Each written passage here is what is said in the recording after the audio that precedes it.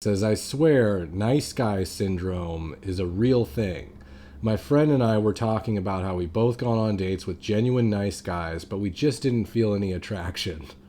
The weird part is we almost felt guilty for not liking them because they were such good people. Obviously, everyone wants a kind, respectful partner. But sometimes when someone is too nice right away, it can feel like there's no mystery, confidence, or chemistry. Being a good person is essential, but attraction is more complicated than just being nice. What do you guys think? Do nice guys finish last? Why do women seem to prefer bad boys over nice guys? Anyone know? Let's see if anyone's got any ideas. No? You're all nice? I'm a pretty nice guy too, so I have to work on this. A lot of the time when I'm dating, I have to beat it out of myself. But here's what I think happens is I don't think it's so much actually just a female thing. There were a lot of people online being like, oh, it's evolutionary and girls like this or women like that. I think it's a people thing, which the phenomenon that I see is generally people tend to value things more that seem difficult to get. It's like a weird psychological thing where they did this study one time where there was all this jewelry on display in this shop, and the shop owner tried to discount the jewelry, but on accident she doubled the prices, and all of a sudden it started flying off the shelves at double the price. Why? Because people perceived it being more valuable just because the price had increased. So she thought that lowering the price would sell more jewelry. Turns out she had to increase the perceived value by making it seem harder to get. And that's all I think is literally at play here. At least the most important variable is when you're like a nice guy on a date, you're probably giving a girl attention. You're probably giving her compliments. If you're super simp, you might be giving her gifts or something like that, right?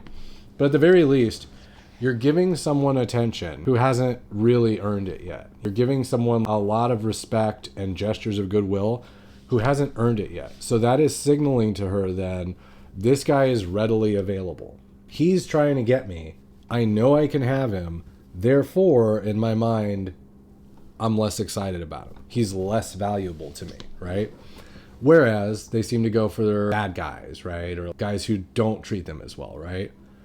Well, what is that experience? A lot of the times it's not always such an asshole or he's so this or that. It's just that the guy doesn't come across as he's trying a whole bunch to be nice to her, right? So the experience for her is she's trying to figure out whether he likes her or not. Maybe he doesn't really seem interested. Maybe he doesn't seem to like her. Oh, this guy's a little harder to get than the regular guys. He must be more valuable. See how that works?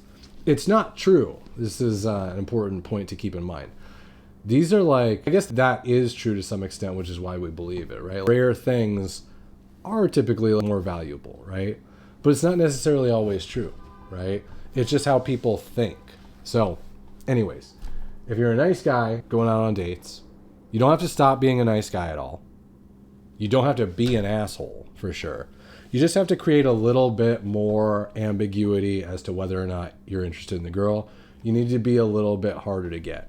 And you can do that just by challenging a girl, teasing her a little bit, making fun of her, not giving her a bunch of compliments and immediately saying you like her and showing your full hand. That's really all it comes down to a lot of the time, is be a little bit more ambiguous, be more willing to let them go, not as try hard to get them, and everything's usually fine.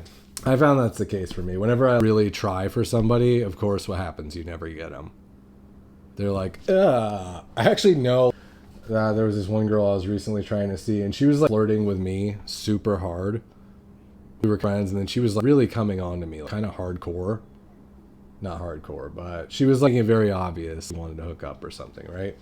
But I knew the second that I reciprocated and tried to set something up with her, I knew she was immediately going to peel back and be like, oh, never mind. I didn't want to do it because I knew it. I was like, dude, just in this particular situation, it couldn't happen naturally. I would have to ask her out. So I ended up doing it. And of course, she peeled back and was like, oh, no, thanks. And I was like, you fucker. But that's how humans work. So